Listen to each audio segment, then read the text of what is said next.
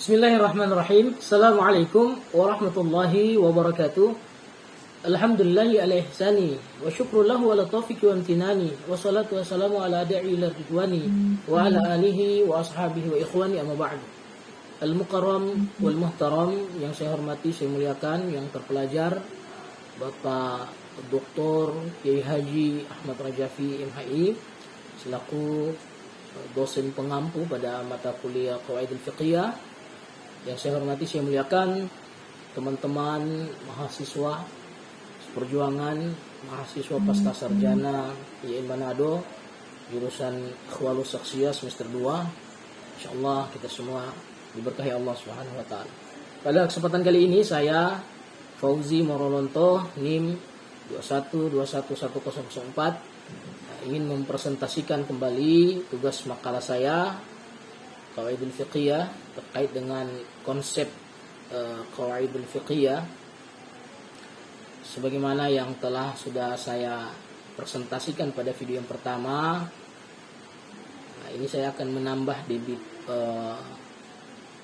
waktu yang sebenarnya tinggal sekitar 40 detik saja kekurangan, tapi insya Allah kembali saya akan menambah presentasi saya dari video yang sebelumnya.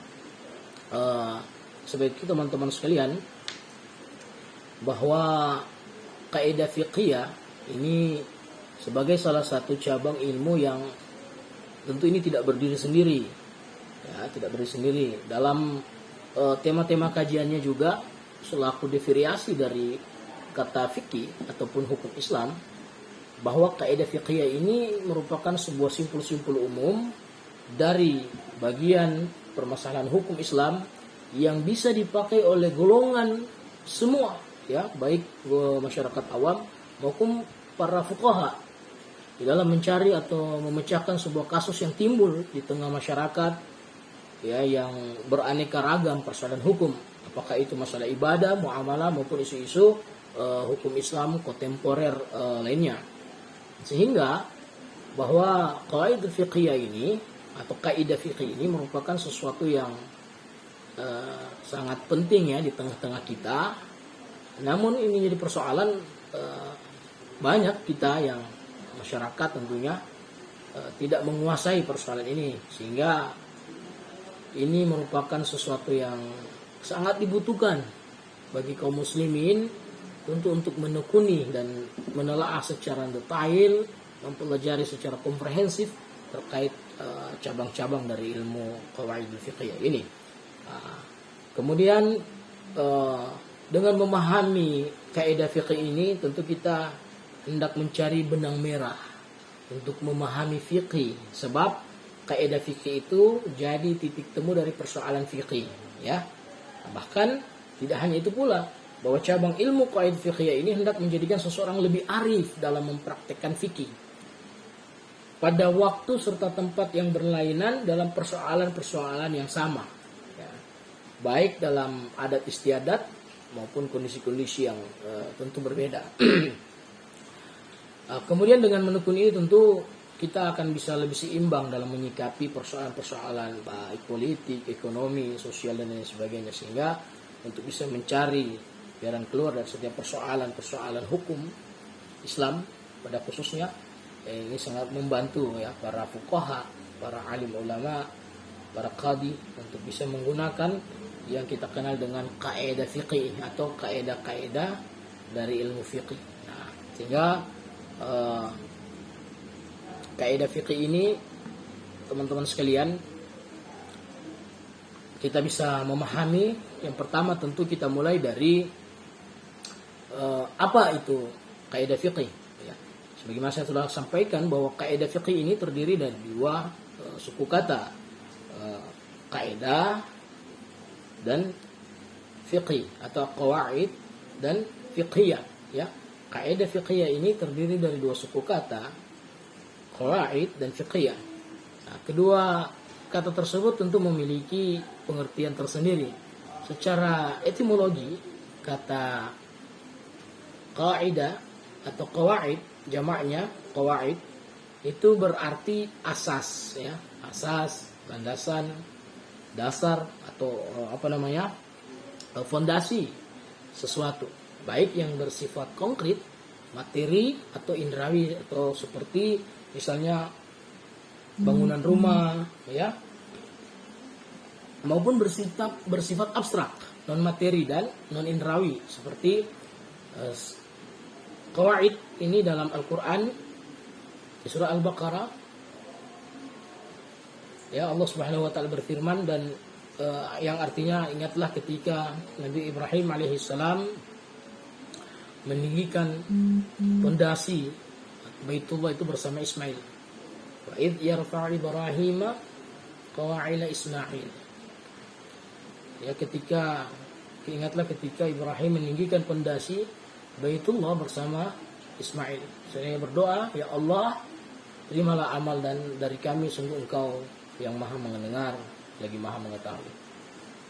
Ini non fisik, secara non indrawi makna dari kata kaidah atau jamaknya qawaid.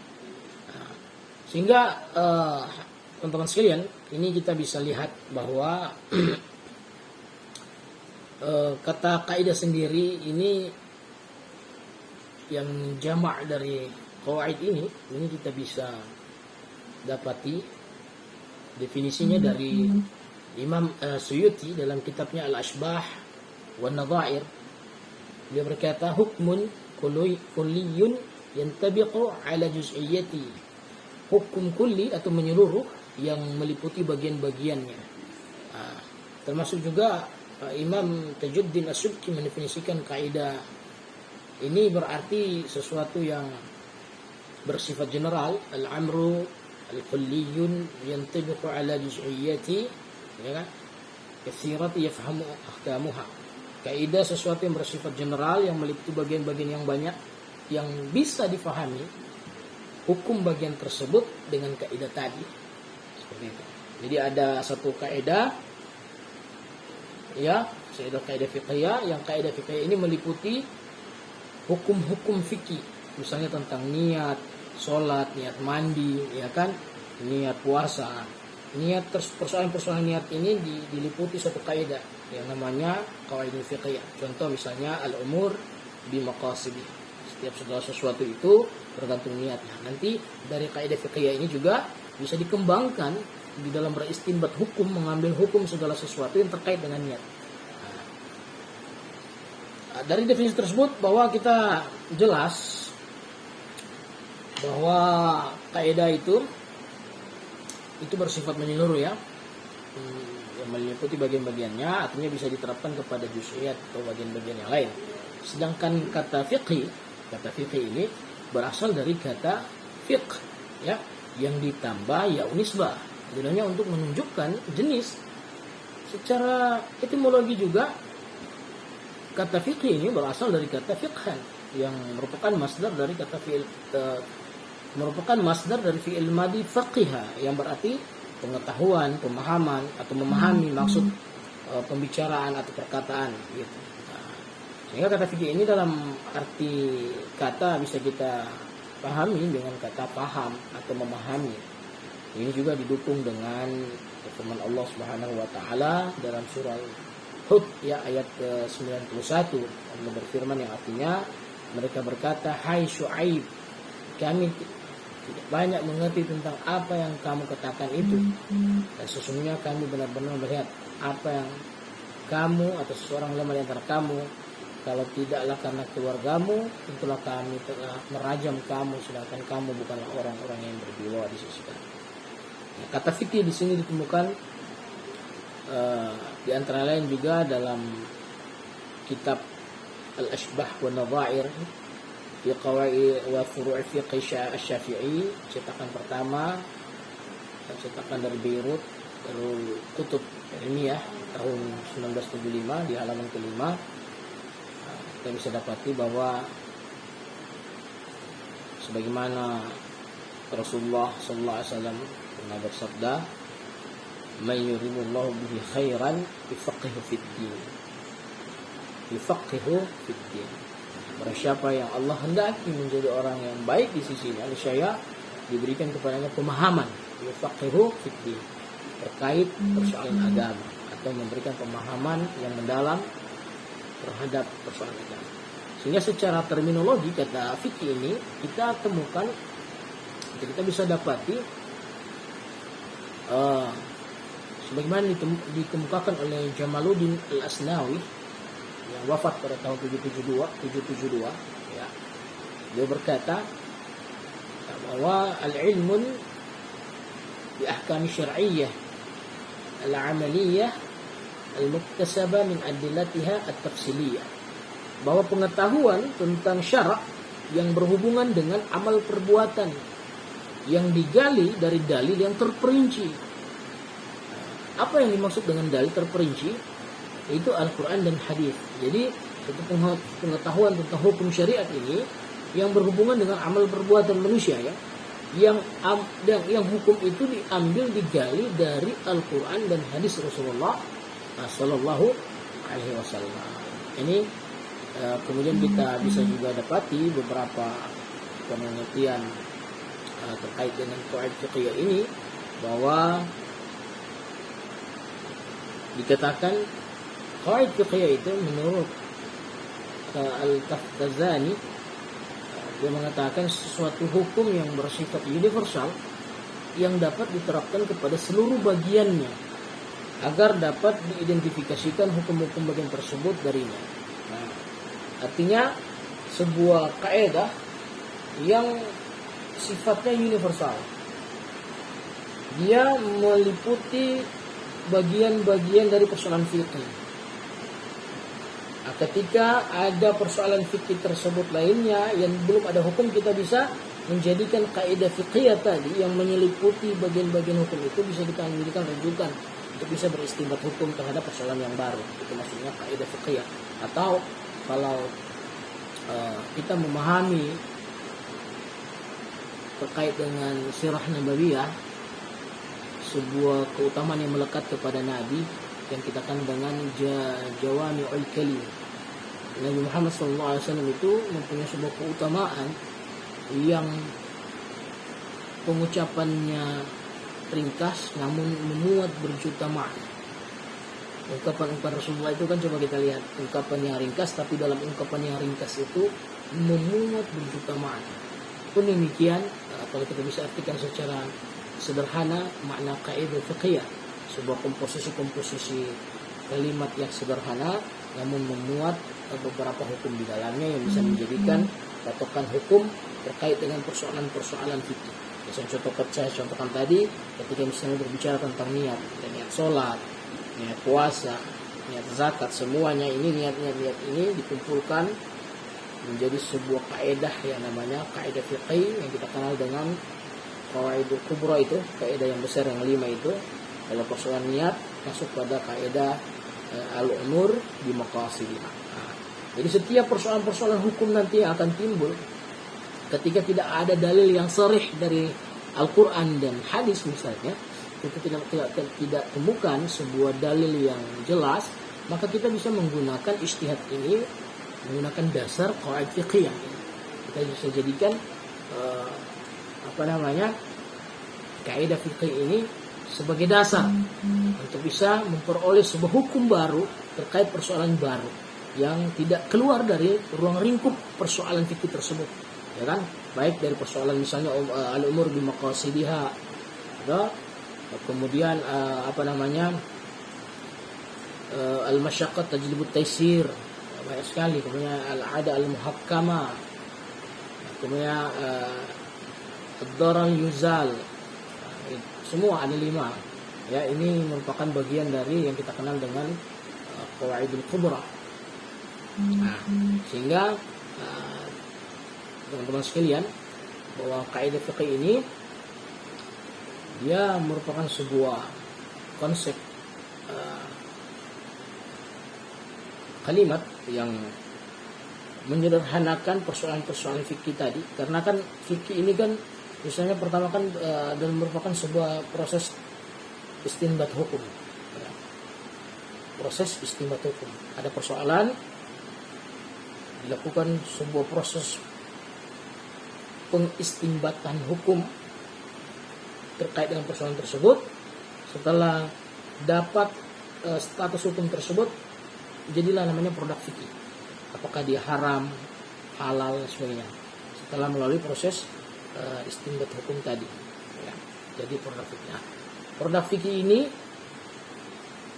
yang banyak fikih ya, hukum sholat, hukum zakat dan sebagainya, yang banyak ini dibuatkan satu ruang lingkup kaidah, namanya kaidah fiqhiyah. Nah, ini kemudian nanti akan membawahi kaidah persoalan fikih tersebut, yang nantinya ketika ada persoalan-persoalan yang sama terkait dengan contohnya niat, nanti juga ada persoalan-persoalan yang lain dari 5 konsep dasar kaidah fikih ini akan menjadikan rujukan nanti untuk bisa beristinbat hukum dengan kaidah fikih. Nah, kemudian bahwa kaidah fikih ini dijadikan sebagai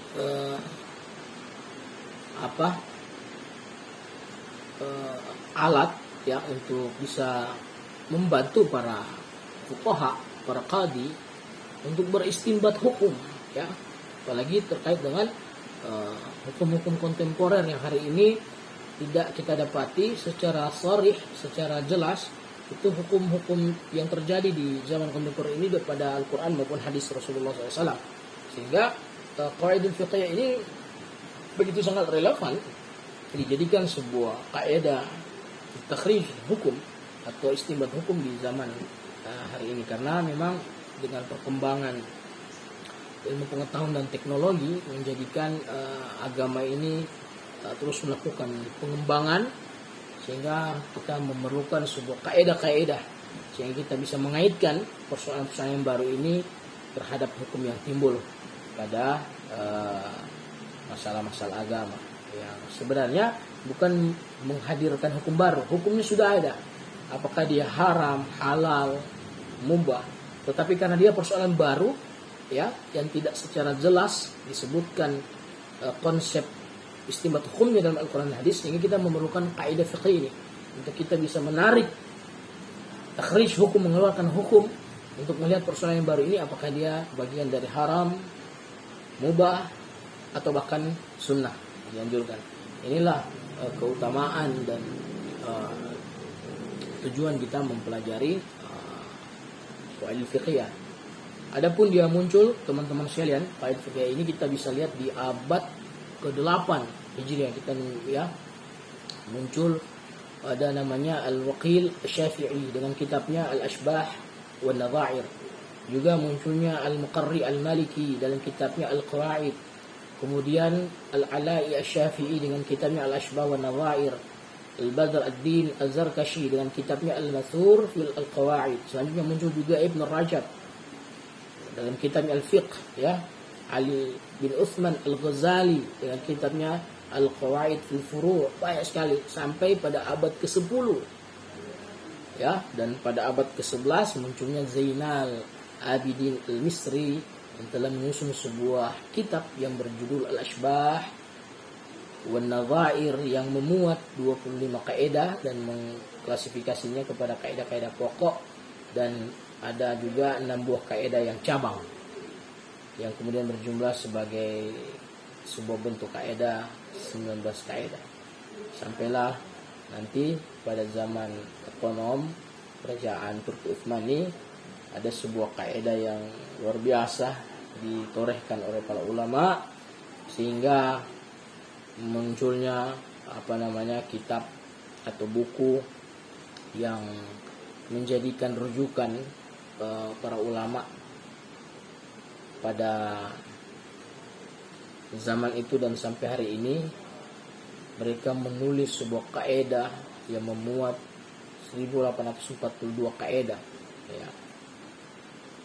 Kaidah ini ditulis atau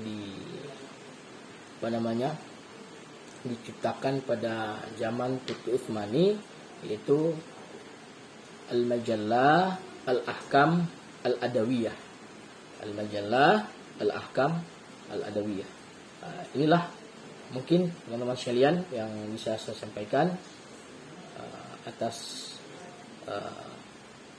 perhatiannya. Saya ucapkan terima kasih, dan atas masukan kritikan dari Bapak Doktor, saya selaku mahasiswa tentu mengharapkan masukan, kritikan, dan bimbingan. Demikian saya akhiri. Wallahul muwafiq ila aqwamit thoriq. Assalamualaikum warahmatullahi wabarakatuh.